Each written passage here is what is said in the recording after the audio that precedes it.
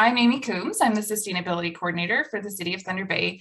And as Stephen mentioned earlier, I wear a couple hats, graphic design, facilitator, lots of things. But with the Public Works Commissioners of Ontario, I co-chair the Climate Change Subcommittee.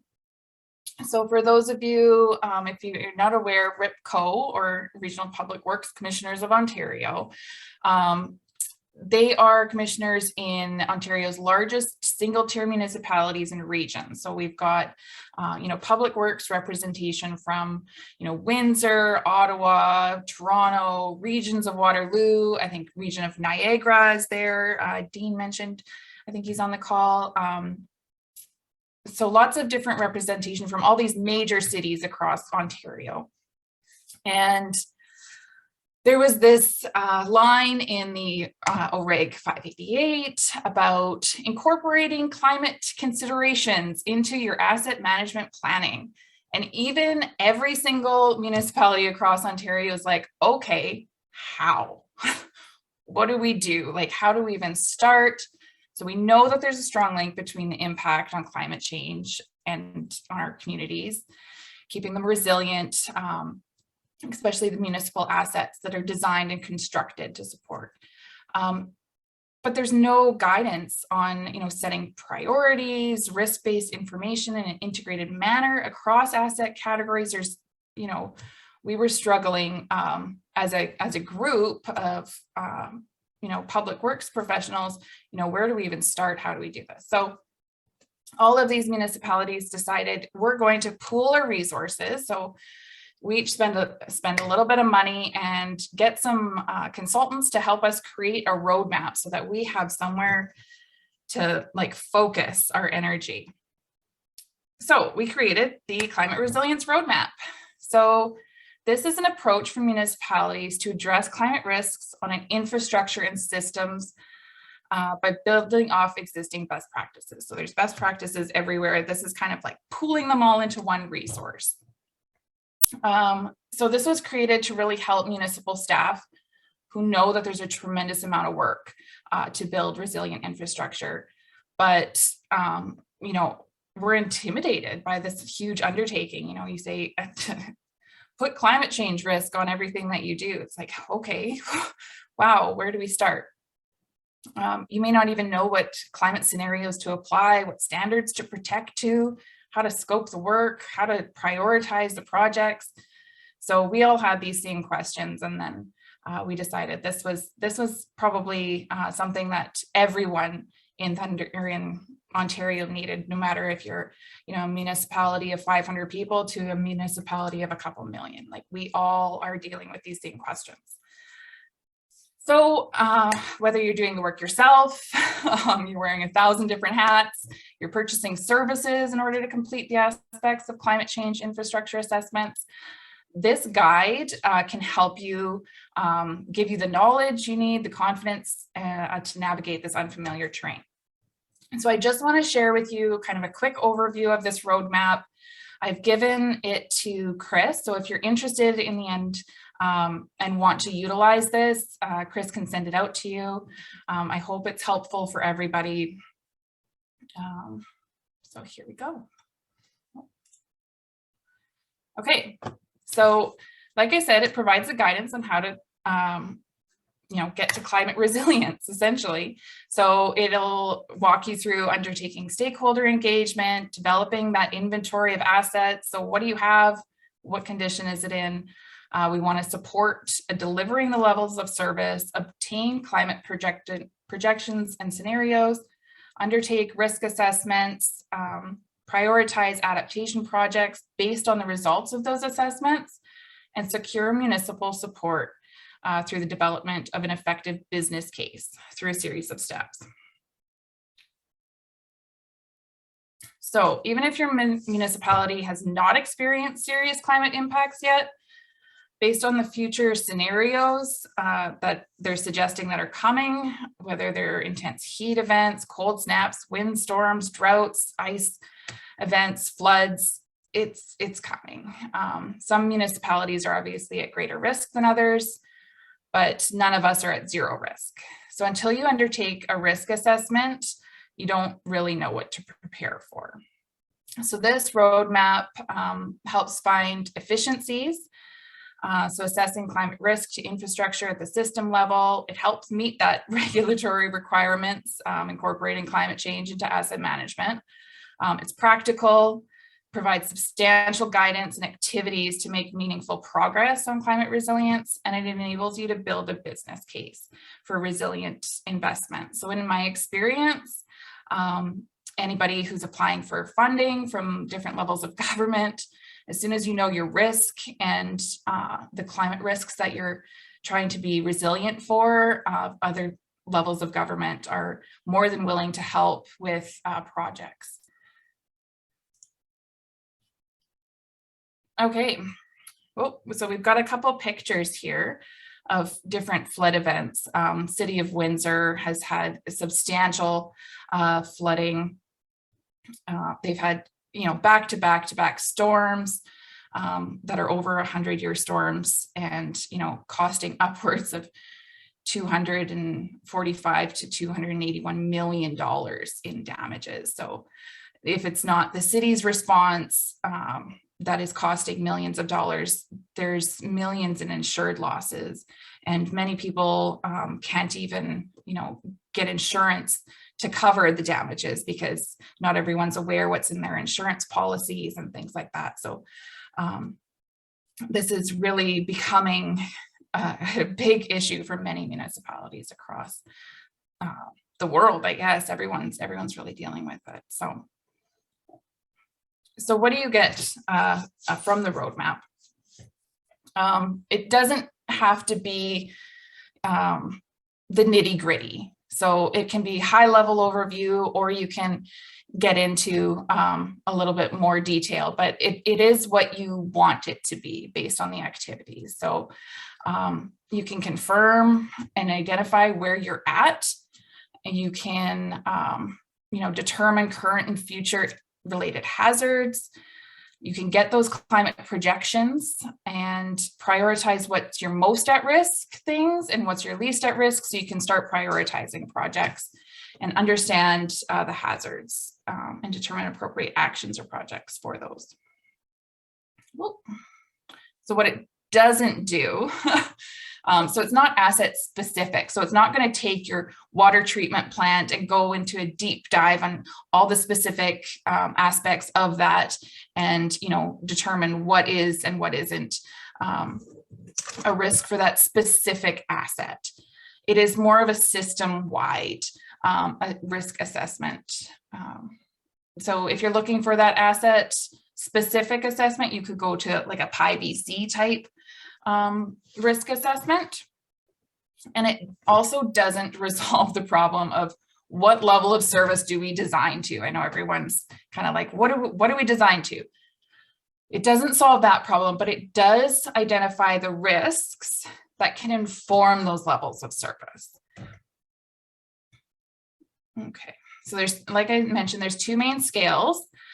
We've got the geographic area, so you can do, a neighborhood level, or you can do assist infrastructure system. So like all of the wastewater assets or all of the water assets together. So, okay. So the depth of the assessment is the level of detail or rigor analysis that goes into it. So not everyone's going to have the same amount of information. That's why we kind of made it really broad. You can do an accelerated, you can do an accelerated pathway or a detailed pathway. Kind of it's up to you what kind of information you have and you need to put into it, or what kind of effort, or if you're just working off the side of your table, you can quickly do some of these activities and then you have something to present if in your grants or to your councils.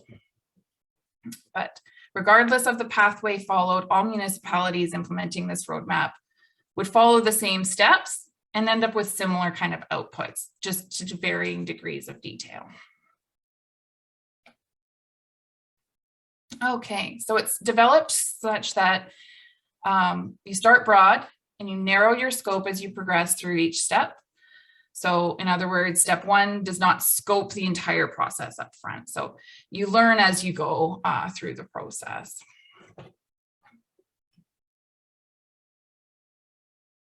Okay.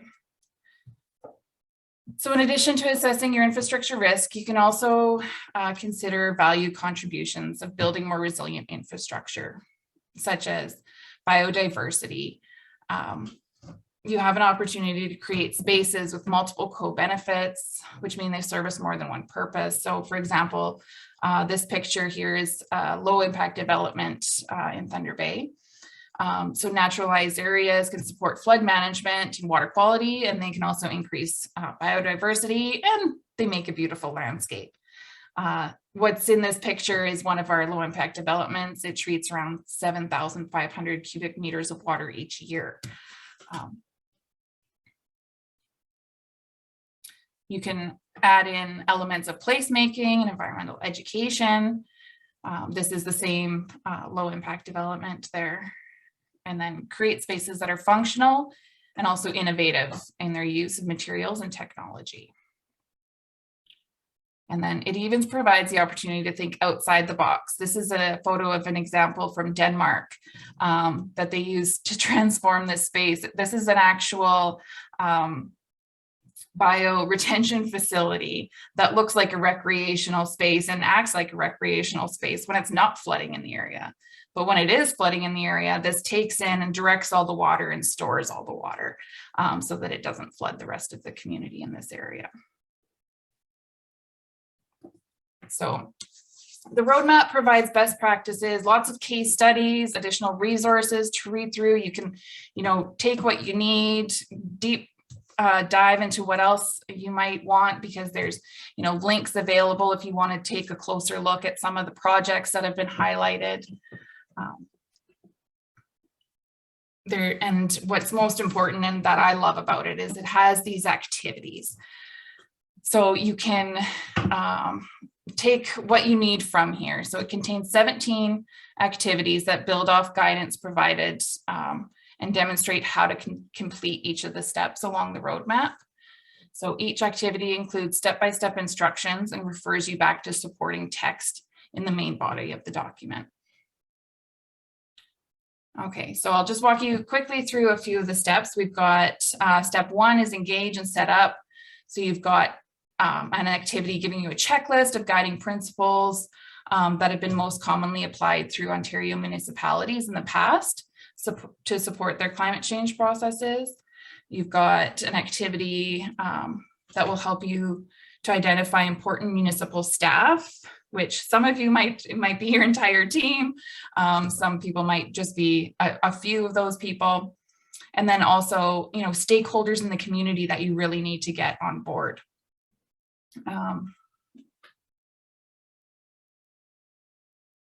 Here we go. Roadmap step 2. So this is your asset inventory. This can be done in obviously accelerated manner, detailed process, depending on the level of interest and what detail asset inventory you have.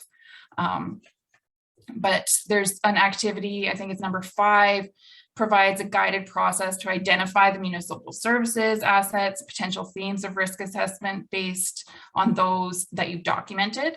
So it also directs you to additional guidance for defining what your critical infrastructure is and asset management processes, and provides a template to document key information for moving forward within the roadmap. So document, identify, consider, and confirm. Okay. Whoa.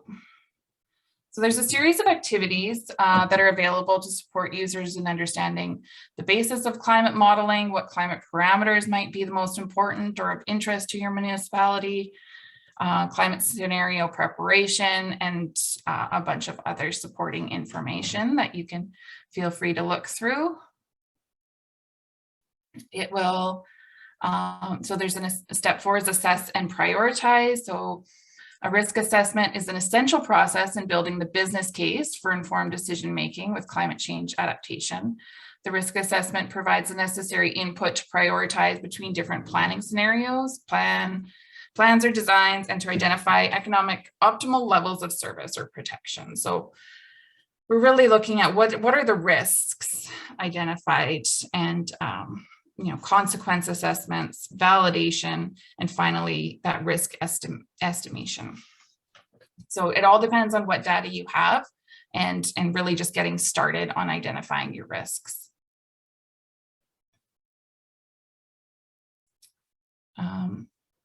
Okay, so, and it's highlighting the cost of inaction. So if you do nothing versus something, what are your costs? Like I had highlighted in the city of Windsor, millions of dollars in damages, and some adaptation planning in the forefront can mitigate a lot of those financial burdens to the citizens.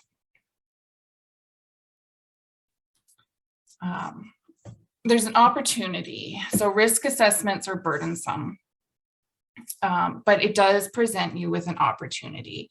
Like I had mentioned about the grants, once you do know what your risk is and what assets are at risk, you can start to, really make a resilient city and apply for grants, and the federal government will help you along the way. Well, going backwards here, sorry. So, and that's all about securing municipal support. So there's a guidance activity that can help you through that process as well, in how you frame your goals, objectives, plans, policies, and prioritize managing the climate risks within those. So ensuring that the proper financial and human resources are allocated towards that might be difficult, especially if you've only got 4 or 5 staff, but considering that within your planning will help financially in the long run. So that's all about communicating the resilient business case. So good communication of assessment outcomes can help key stakeholders, council, community, all come together and realize that it's not another cost. It's not, adding on, but it's an investment in the long run.